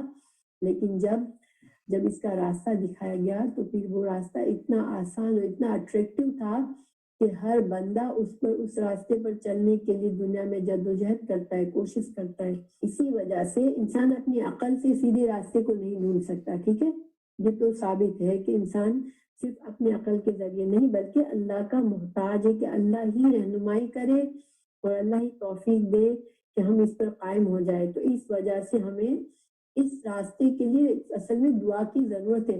باقی چیزوں کے لیے دیکھیں، انسان کو اللہ نے پیدا کیا ہے نا، تو اللہ تعالیٰ رزق تو دیتا ہی ہے، ہم دعا مانگیں گے تب بھی ملے گا۔ دیکھیں کافر دعا نہیں مانگتے، اللہ کے ناشکرے بندے نہیں مانگتے، وہ سمجھتے ہیں کہ جو کچھ بھی میں کما رہا ہوں میں اپنی محنت سے کما رہا ہوں، لیکن پھر بھی اللہ دیتا ہے نا ان کو۔ تو دنیا میں تو اللہ نے رزق جس کو لکھ دیا اس کو دے دے گا، ٹھیک ہے، چاہے وہ بندہ اللہ کا فرمانبردار بنے، اللہ سے مانگے چاہے نہ مانگے۔ لیکن آخرت کی یہ جو توفیق ہے، جو سیدھے راستے کی رہنمائی ہے، یہ بندہ اپنی صرف اپنی عقل سے، اپنی سوچ سے نہیں پا سکتا۔ یہ اللہ ہی نے ہمیں پیدا کیا ہے، وہی جانتا ہے کہ کون سے طریقے سے اللہ ہم سے راضی ہوگا۔ اس وجہ سے صحیح معنوں میں یہی ایک ایسی چیز ہے جس کو مانگنا چاہیے، اور یہی وجہ ہے کہ سورہ فاتحہ میں اللہ سبحانہ تعالیٰ نے یہی چیز ہمیں سکھائی کہ یہ مانگو بندو، یعنی ہمیں دنیا کی کوئی چیز مانگنے کو نہیں سکھایا گیا بلکہ یہ ہدایت مانگنے کو کہا۔ تو حالانکہ قرآن میں اور جگہوں پر ہمیں دنیا کی بھی دعوت، دنیا کی بھی چیزیں مانگنے کی دعا سکھائی گئی ہے۔ ربنا آتنا فی الدنیا حسنۃ وفی الآخرۃ حسنۃ وقنا عذاب النار۔ لیکن سورہ فاتحہ میں ہمیں وہ چیز مانگنے کو سکھائی گئی جو کہ ہماری عقل سے ہم نہ اسے پا سکتے ہیں، نہ ہم اس پر قائم رہ سکتے ہیں، نہ ہم کامیاب ہو سکتے ہیں۔ تو یہ وجہ ہے کہ جو اتنی اہم دعا یہاں پر مانگی گئی ہے کہ اللہ سبحانہ تعالیٰ فوراً سے اس کو قبولیت کے لیے جواب دیتے ہیں۔ دیکھیں اب ہم تو روز پڑھتے ہیں تو ہم کہتے ہیں کہ اچھا ہم نے اتنی بار نمازیں میں پڑھ تو لی، اب تو ہمیں ہدایت مل جانی چاہیے، ہم تو ہدایت پر ہی ہیں۔ لیکن دیکھیں کیا ہماری واقعی ہم اتنے کانشیس ہو کے سورہ فاتحہ پڑھتے ہیں نماز میں کہ ہم اللہ تعالیٰ ہماری ہر بات کا جواب دے رہے ہیں؟ کیا ہمیں یہ احساس ہوتا ہے جب ہم نماز میں کھڑے ہوتے ہیں کہ جب میں کہتا ہوں الحمدللہ تو اللہ تعالیٰ جواب دیتے ہیں، جب میں کہتا ہوں رب العالمین تو اللہ تعالیٰ جواب دیتے ہیں؟ کیا ہم اس طرح سے پڑھتے ہیں؟ دیکھیں اللہ سبحانہ تعالیٰ کی عظمت ہمارے دل میں اس طرح ہوتی ہے کیا؟ اللہ تعالیٰ تو جہانوں کا بنانے والا ہے، ہم تو کچھ بھی نہیں ہے۔ کیا ہمارے اندر اتنی عاجزی ہوتی ہے کہ ہم اس مالک کے سامنے کھڑے ہوئے ہیں جس نے ہم کچھ نہیں تھے، اس نے ہمیں بنایا ہے، اس نے ہمارے لیے سب کچھ بنایا ہے اس دنیا کا؟ نہیں، ہم تو بس پڑھ رہے ہوتے ہیں، ہمارا ذہن کہاں جا رہا ہوتا ہے، بس ایک فرض ادا کر رہے ہوتے ہیں۔ تو اگر واقعی میں ہم نماز میں اس طرح کھڑے ہو جائیں اور ہم اس طرح اللہ کا ہمیں احساس ہمارے ذہن میں ہو اللہ صلی اللہ علیہ وسلم کو حضرت جبرائیل نے سوال کیا کہ احسان کیا ہے، ٹھیک ہے، احسان کیا ہے، ہم احسان بولتے ہیں نا اردو میں، تو احسان کیا ہے؟ تو اس کا جواب یہ بتایا رسول اللہ صلی اللہ علیہ وسلم نے کہ اللہ کی ایسے عبادت کرے بندہ گویا وہ اللہ کو دیکھ رہا ہے، ٹھیک ہے، اور یہ جو ہے نا نماز احسان کے درجے کی ہے کہ بندہ اللہ کے سامنے کھڑا ہے اور اللہ کو دیکھ رہا ہے اور ایک ایک لفظ بول رہا ہے، ٹھیک ہے، اور اگر یہ بھی نہ کر سکے بندہ تو پھر کم از کم یہ کرے کہ یہ احساس طاری رکھے اپنے دل پر کہ اللہ مجھے دیکھ رہا ہے، ٹھیک ہے، مگر کیا ہمارے دل میں یہ دو باتیں ہوتی ہیں؟ ہماری نماز کیا احسان کے درجے پہ ہوتی ہے؟ یہ دو وجوہات میں نے بتائی۔ اللہ تعالیٰ سے وہ چیز مانگی جا رہی ہے جو صحیح معنوں میں مانگنی چاہیے، جو کہ ہم اپنی عقل سے نہیں حاصل کر سکتے۔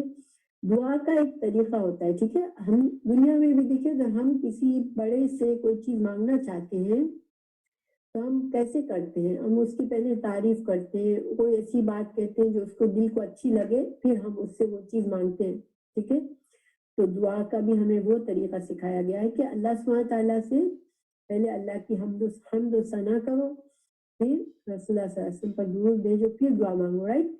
تو یہاں پر فاتحہ میں اصل میں ہمیں دعا کا طریقہ بھی سکھایا گیا کہ پہلے ہم نے اللہ کی تعریف کی، ہم نے کہا الحمدللہ رب العالمین الرحمن الرحیم مالک یوم الدین، تو ہم نے یہ تمام آیات میں اللہ کی تعریف کی، جس کا اللہ تعالیٰ ایک ایک تعریف پر جواب دے رہا ہے ہمیں کہ میرے بندے نے میری بڑائی بیان کی، میرے بندے نے میری تعریف کی، میرے بندے نے میری بزرگی بیان کی، ہم نے اللہ کی تعریف کی، پھر ہم نے کہا کہ ایاک نعبد، تو دعا کی قبولیت کے لیے کچھ شرائط ہوتی ہے۔ پہلی شرط یہ ہوتی ہے کہ اللہ کی حمد و ثنا کے ساتھ دعا کی جائے، جو کہ سورہ فاتحہ میں ہم نے ایسے ہی کیا۔ پھر دعا کے لیے دوسری کنڈیشن یہ ہوتی ہے، یعنی کنڈیشن تو نہیں لیکن دعا کی قبولیت کا ایک ذریعہ ہوتا ہے، اگر ہمیں یہ ہے کہ بہت زیادہ ہمارے دل میں کہ اللہ ہماری بس یہ دعا قبول ہی کر لے، تو ہم ایک اور طریقہ استعمال کر سکتے ہیں کہ ہم اللہ تعالیٰ کے لیے ہم نے کوئی خاص نیکی کی ہو، جو ہمیں پتا ہو کہ یہ نیکی، یہ کام جو میں نے صرف اللہ کو خوش کرنے کے لیے کیا ہے، تو اس کام کو ذہن میں لائیں کہ دیکھو یہ کام میں نے خالص و خالص اللہ کی خوشی کے لیے کیا تھا، پھر ہم اللہ سے کہیں اللہ یہ کام تو میں نے صرف تیری رضا کے لیے کیا ہے، تو اس کام کے وسیلے سے میرے اس کام کی اس نیکی کی وجہ سے تو میری دعا قبول کر لے، تو پھر دعا قبول ہوتی ہے۔ اور اس کا ثبوت بھی ہے، حدیث ایک موجود ہے، یہ بنی اسرائیل کا ایک واقعہ ہے کہ جس میں 3 آدمی غار میں پھنس گئے تھے، کسی طرح وہ باہر نہیں نکل پا رہے تھے، بڑا سا پتھر لڑک کر ان کے غار کا منہ بند کر دیا تھا۔ پھر ان تینوں آدمیوں نے اپنی ایک خالص نیکی جو اللہ کے لیے کی تھی اس کے حوالے سے دعا مانگی تو پتھر ہٹ گیا۔ یعنی کہ دعا کے جو دو طریقے ہیں دعا کے جس سے دعا قبول ہوتی ہے، وہ اس میں بتائے گئے ہمیں۔ ایک اللہ کی حمد و ثنا، پھر دوسرا بندہ اپنے نیک عمل کا حوالہ دے۔ تو جب ہم کہتے ہیں اللہ ایاک نعبد، تو یہ ہماری ایک نیک عمل ہے، یعنی کہ ہم اللہ سے یہ عاجزی کے ساتھ ہم یہ اعتراف کرتے ہیں کہ اللہ میں تیرا فرما بردار بننا چاہتا ہوں، میں تو صرف تجھے خوش کرنا چاہتا ہوں، تو پھر اللہ تعالیٰ ہماری دعا قبول کرتے ہیں۔ اور پھر شکر گزاری، اس میں ہمیں سورہ فاتحہ میں اللہ کی شکر گزاری بھی ہمارے لیے سکھائی گئی ہے ہمیں۔ جب ہم کہتے ہیں الحمدللہ تو گویا ہم اللہ کا شکر ادا کر رہے ہیں، تو اللہ تعالیٰ کا یہ دستور ہے، اللہ تعالیٰ نے قرآن میں بھی یہ بات کہی ہے کہ جب بندہ میرا شکر کرے گا تو میں اپنی نعمتیں اس پر بڑھا دوں گا۔ یہ کہاں بتایا ہے؟ سورہ ابراہیم میں آیت نمبر 7، لئن شکرتم لازیدنکم، اگر تم میرا شکر کرو گے، اگر تم میرے شکر گزار بنو گے تو میں تمہارے لیے اپنی نعمتوں میں اضافہ کرتا رہوں گا۔ تو پھر یہ ساری باتیں جو کہ سورہ فاتحہ میں موجود ہے، تو اس لیے اس دعا کو اتنا پاورفل بنا دیا گیا، جب بندہ صحیح معنوں میں اپنے پورے اخلاص کے ساتھ اس دعا کو پڑھتا ہے تو اللہ تعالیٰ اس کی دعا کو قبول فرماتے ہیں۔